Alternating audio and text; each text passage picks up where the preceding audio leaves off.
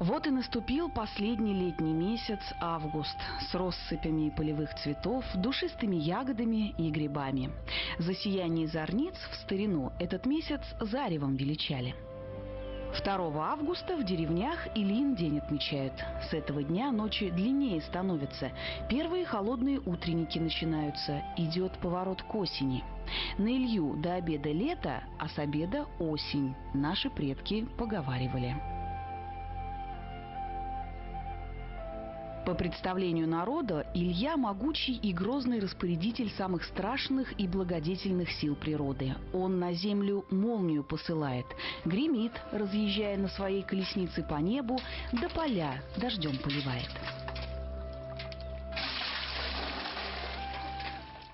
Шунды мама под, пиляматай кош, шунды милямыс. Шунды мама под, пиляматай кош. Шунтамилямыс. У нас специально был еще обряд прошения дождя.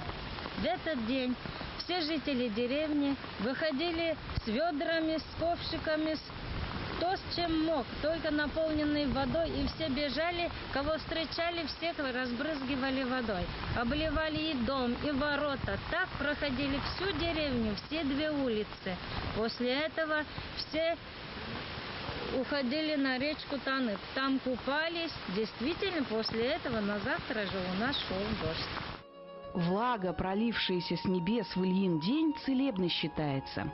Поэтому в деревнях ильинским дождем от всевозможных чар и болезней умываются. А набранной дождевой водой детишек обливают, да здоровья им желают.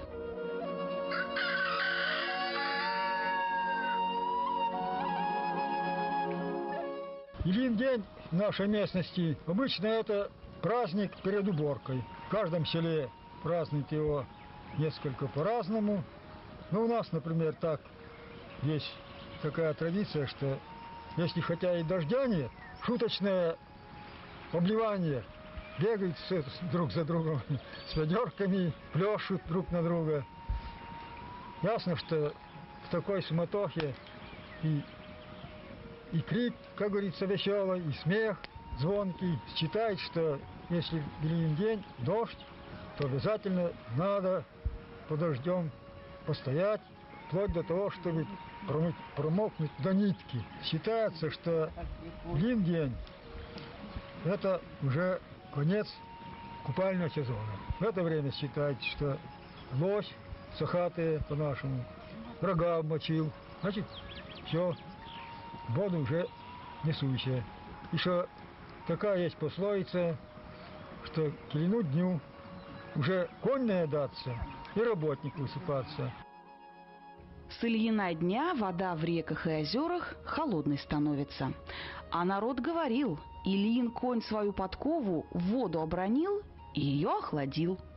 С этого дня в деревнях купание прекращается. До Ильина дня мужик купается, а с Ильина с рекой прощается. По народным поверьям, в Ильин день водяной свой праздник отмечает, а в гости к нему непременно русалки приплывают. В этой речке в нашей водились русалки. И даже по сегодняшний день люди встречаются с русалками. Когда я училась в школе, мальчишки плавали по речке на лодке, и у них раскачивала лодку русалка. Это так они утверждали. Кто-то видел женские руки, кто-то видел черную голову из воды, кто-то раскачивал у них лодку. Они так напугались, погребли быстро к берегу и убежали, спрятались в кусты. И им все еще казалось, что из воды кто-то на них смотрит. А дядя Коля наш рассказывал, он ходил по берегу и услышал такие всплески, такой, значит, шум на воде и крик такой протяжный, похоже, как на дельфина крик. Рассказал. Он напугался, конечно, хотя и фронтовик, и войну прошел, но все равно он напугался, пошел скорее подальше от берега. Потом он подумал, а ведь русалки еще и на берег могут выйти. Он скорее начал разводить костер. Был один ныряльщик в Томиловке, и вот один раз он нырнул с лодки и смотрит, в воде русалка. Волосы черные такие, длинные у нее, косматые такие. И лицо узколезое, глаза большие. Он скорее вынырнул в лодку, взял нож, потому что, решил ее вытащить на берег и рассмотреть. Все-таки, что это за особи такие, или люди, или кто они, почему они в воде живут. Захотел с ней поближе пообщаться, как выразиться. Он хотел ее вытащить на берег, но когда он уже нырнул второй раз, русалки там уже не было. Эти русалки, они появляются на закате солнца. Когда солнце садится, уже сумерки, и они начинают, видимо, так резвиться, баловаться, играть.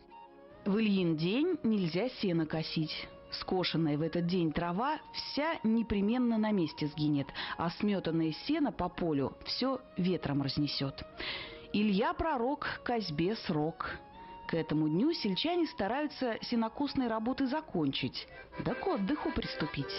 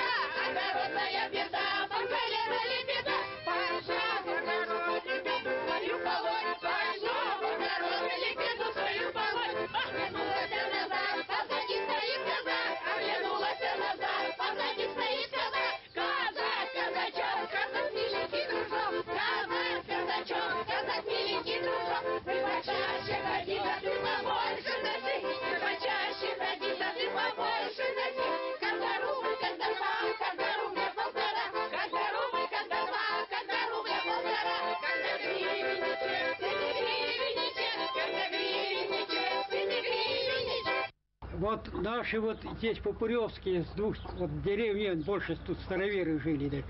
Значит, они любой престольный праздник, они не работали, грех.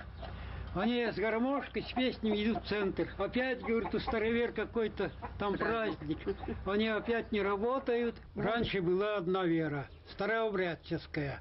У нас крестом крестятся, у них пальцы, видишь, не гнутся. Вот крест.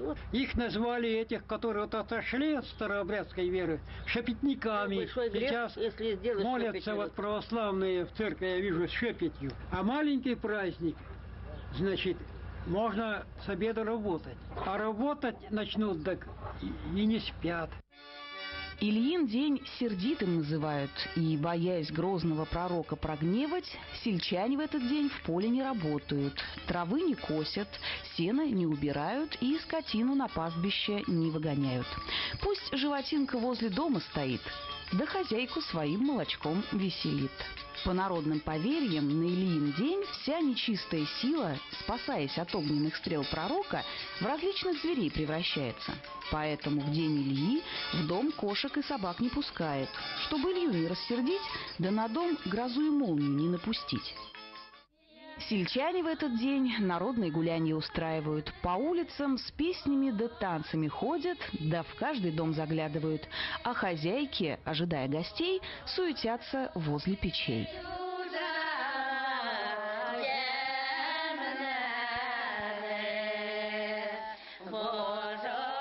Я помню, как мама кормила нас борщом вкусным. Я вам сейчас покажу, как мама моя варила, и я варю борщ. Он растет на поймах рек. Очень вкусный борщ получается, с затирухой. Вот эти вот лапки, именно вот такие лапки, вот свеженькие, только должны быть старые, листочки уже не режутся. Я хочу вам сказать, что это очень вкусное блюдо, и она приготавливается очень быстро. В течение 15-20 минут она в печке уже готовая. Ложишь борщевик, вместе с борщом также сразу нужно ложить картофель. Вот вода вскипела, она уже готовая у меня в печке. И я, значит, сейчас еще картошечку наложу.